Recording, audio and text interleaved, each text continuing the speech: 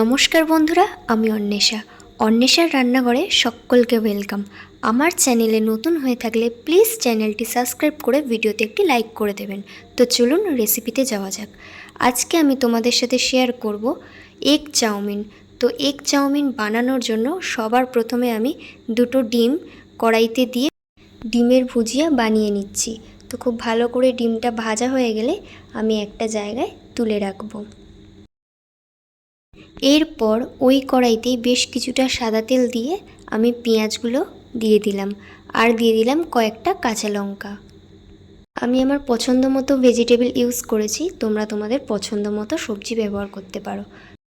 এরপর পেঁয়াজটা একটু ভালো করে নেড়ে চেড়ে দিয়ে দেবো কেটে রাখা গাজর আর ক্যাপসিকাম।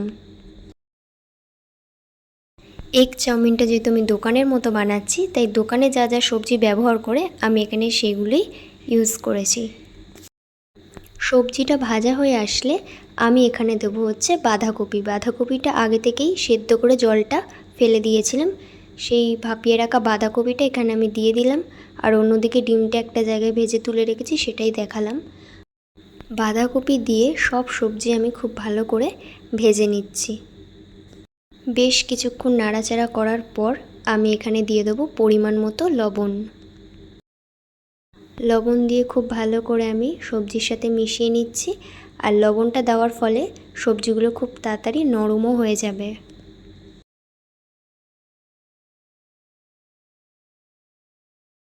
সবজিগুলো খুব ভালো মতো ভাজা হয়ে আসলে আমি এখানে দিয়ে দেবো সেদ্ধ করে রাখা চাউমিনে আমি অল্প সাদা তেল মাখিয়ে রেখে দিয়েছিলাম। তো চাউমিনটা আমি দিয়ে খুব ভালো করে সবজির সাথে মিশিয়ে নিচ্ছি। যতক্ষণে চাউমিনটা ভাজা হচ্ছে ততক্ষণে তোমাদের কিছু মিষ্টি মিষ্টি কমেন্ট পড়ে নিই। তো চলো। ফার্স্ট কমেন্ট করেছে একজন দিদিভাই, লিখেছে ভালো লাগলো। ধন্যবাদ দিদিভাই, এইভাবেই আমার পাশে থেকো। নেক্সট কমেন্ট করেছে মণিদীপা মুখার্জি, লিখেছে বাহ খুব ভালো লাগলো। ধন্যবাদ দিদিভাই, এইভাবেই আমার পাশে থেকো।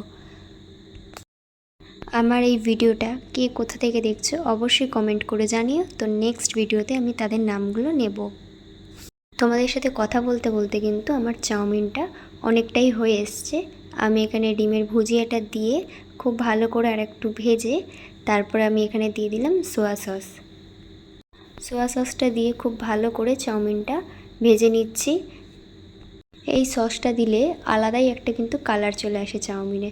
তো চাউমিনের কালারটা অনেকটাই চেঞ্জ হয়ে গেছে আগের থেকে। তারপর আমি দিয়ে দিলাম টমেটো সস। এরপর কিছুই না, শুধু খুব ভালো করে চাউমিনটাকে ভাজতে হবে। চাউমিন যত ভাজবে চাউমিনের টেস্ট কিন্তু তত সুন্দর হবে। তো পরে আমি আরেকটু টমেটো সস অ্যাড করেছি। তো সস দেওয়া হয়ে গেলে এইভাবেই বেশ কিছুক্ষণ চাউমিনটা আমি ভেজে নেব। তারপরে ওপর দিয়ে ছড়িয়ে দেবো গোলমরিচের গুঁড়ো আর দেবো হচ্ছে চাউমিন মশলা।